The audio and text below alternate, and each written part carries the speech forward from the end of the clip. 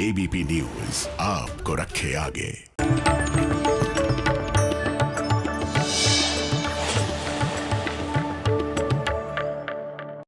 जब भी ध्यान के लिए बैठे, उपासना के लिए बैठे, भगवान की आराधना के लिए बैठे, तब सहज हो ईश्वरी शक्ति का आह्वान पूरी श्रद्धा से किया करें। आओ, अभी हमें प्राणायाम ही करना है।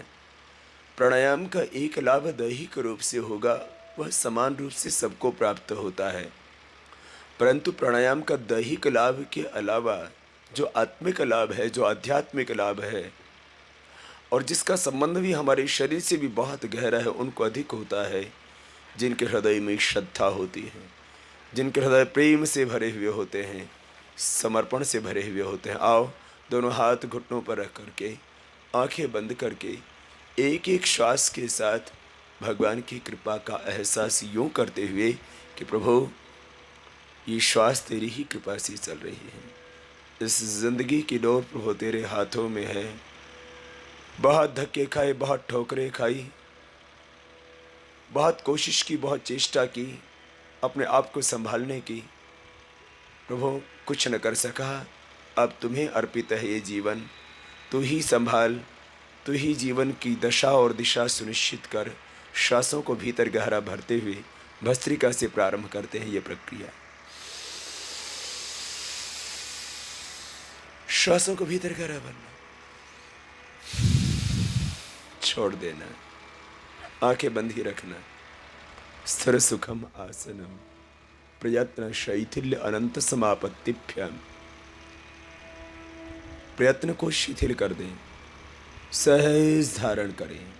कोई तनाव नहीं, कोई किसी तरह का शरीर पर अतिरिक्त दबाव नहीं। जितना सहज सांस भीतर भर सके गहरा भरना।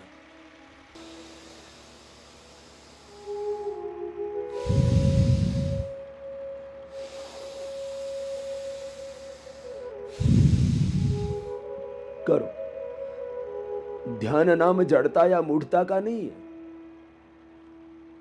ध्यान तो प्रखर प्रज्ञा का शिखर देता है। ध्यान से चेतना का स्तर उन्नत होता है। श्वासों को भीतर गहरा भरते हुए हम प्रज्ञा के शिखर पर आरोहित होते हैं। ये भस्त्रिका प्राणायाम सहजतापूर्वक करते जाना। 5-7 मिनट यही तो करना है हमें। और इस प्राणायाम को करते करते करते करते करते करते हम जुड़ जाते हैं अपनी ही चेतना से, अपने ही अस्तित्व से, अपने ही केंद्र से, अपनी ही आत्मा से। श्वासों को सहज धारण करते रहो, सहज धारण करते रहो। ओम ओम का ध्यान। प्रभु तेरी कृपा से चल रहा है जीवन, तेरी कृपा से चल रहे हैं सांस, तेरी ही कृपा से हृदय में गति है, मस्तिष्क में मति है, प्राणों में, नाड़ियों में स्पंदन है। सहज होकर के करते जाओ। थक जाएं तो धीरे धीरे कर ले। बस ऐसे ही 5 मिनट कर लेना। अति व्याधि विशेष है तो इसी का समय थोड़ा सा बढ़ा देना। ये भस्त्रिका प्राणायाम। अब कहाँ रहेगा हृदय रोग, कहाँ रहेगा माइग्रेन पेन, कहाँ रहेगी निराशा, कहाँ रहेगा अकेलापन। मिट जाएगा भय, मिट जाएगी भ्रांति, मिट जाएगी अशांति। आओ, अब अगला प्राणायाम करते हैं। भस्त्रिका से ऊर्जा का संचय किया। अब कपालभाति से विसर्जन करेंगे। जो भी भीतर अशुभ है, विकार है, भोग, सबको बाहर निकालेंगे।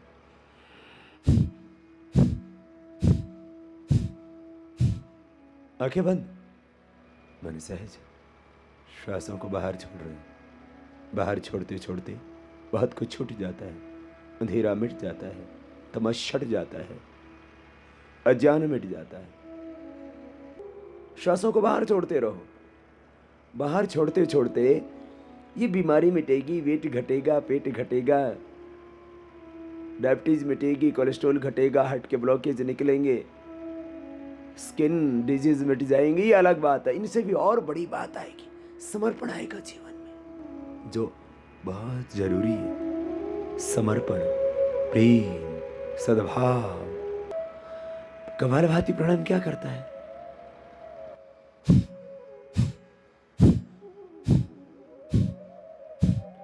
मूलाधार चक्र की शक्ति को ऊपर उठा देता है। वही मूलाधार चक्र की शक्ति बाहर बहती है तो वासना हो जाती है,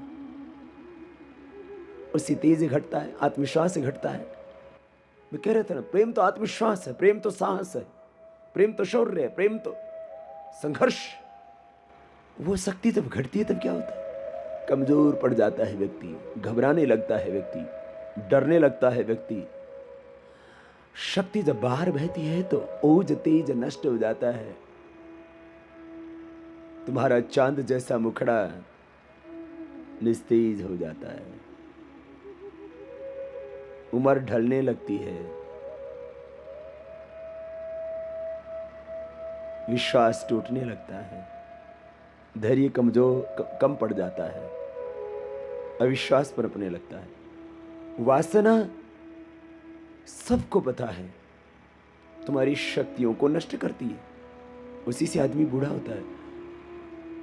कपालभाति से जब वो मूलाधार चक्र की शक्ति, कपालभाति जब करो ना, तब मूलाधार में ध्यान करते हुए करना। मूलाधार से वह भीतर की शक्ति, वह शुक्र की शक्ति और रज की शक्ति ओज तेज बन के ऊपर उठती है, पूरे शरीर को प्रकाशमान बना देती है। ओजस्विता आती है, तेजस्विता आती है, आत्मविश्वास आता है, साहस आता है, बल आता है, पराक्रम आता है, धैर्य आता है, समर्पण आता है, क्षमा का भाव आता है, धर्म जागता है भीतर से। विश्राम, रुक जा। देखो ऐसे 5 मिनट आप करते हैं ना भाव के साथ, तो कितना जबरदस्त लाभ होता है। पैरों को सामने खोल लीजिए एक बार, देखो मेरे भाई, ऐसे ही आपको ये प्राणायाम करना है। और इससे क्या होगा? हम शारीरिक लाभ तो आपको रोज बताते हैं, अभी भी बता देते हैं। देखो, जो शारीरिक होता है उससे ज़्यादा इसमें वैचारिक आध्यात्मिक लाभ होता है, वह ज़्यादा महत्वपूर्ण है और वो बहुत साइंटिफिक है। आगे पीछे दबा लो पैरों को, गोल भी घुमा लो पैरों को। हम यहाँ आपने देखा कि 1 किलो वेट तो कम कर देते हैं काफ़ी लोगों का। थोड़ा सजगता पूर्वक करें और खाने में ध्यान रखें। हम इधर आपका 1 किलो फैट बर्न कर देते हैं। कितना? 1 किलो। लेकिन तुम और तो फैट ना खाओ, इतना तो तुम्हें करना पड़ेगा। अब तुम बाहर से भी उतना ही फैट खाते रहो तो बाबा क्या कर लेगा? प्राणायाम क्या कर लेगा? भगवान भी आ जाए तो क्या कर लेगा? अब तुम इधर करो कपालभाति और घर जाकर के 150 ग्राम तो क्रीम खा गया, 2-4-5 रसगुल्ले खा गया, 2-4-5 समोसे खा गया, 2-4 मालपुए खा गया घर जाके, तो फिर क्या कर लेगा बाबा जी? और प्राणायाम थोड़ा सा संयम करो। फिर देखो, आपको हमने बताया, एक बार बटरफ्लाई कर लो। 1 दिन में आपका हमने 1 किलो तक वजन घटाया है, ये आपने देख लिया है, और किसी का तो 1 से भी ज़्यादा। अब कहेंगे समझी, मेरा तो 1 किलो कम नहीं हुआ, मेरा आधा किलो कम क्यों हुआ? तो ना आधा किलो मालो और ऊपर से डाल लिया था, कम तो तेरा भी हुआ। थोड़ा सा संयम करो।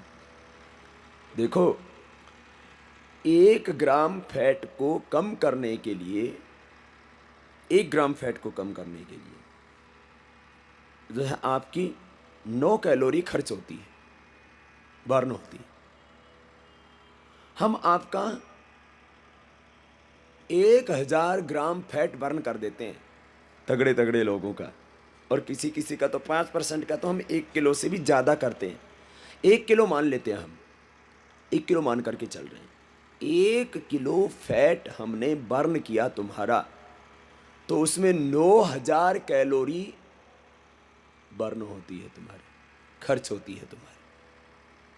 तो 900 बार तुम्हें कपालभाति कराते हैं हम, उसकी सहयोगी दूसरी 7 प्राणायाम तो है ही। इसका मतलब ये हुआ, यदि तुम आहार पर कंट्रोल करो और एक स्टोक लगाओ तरीके से, तो 9 ग्राम जो है तुम्हारा, 9 मतलब 9 कैलोरी तुम्हारी खर्च हो जाती है, बर्न हो जाती है। बहुत ज़्यादा कह दिया है मैंने। साथ में सहयोगी क्रियाएं भी तो है ना, कपालभाति को मेन कंसंट्रेट करते हैं। 2 घंटे में तुम्हें परिणाम मिल जाता है।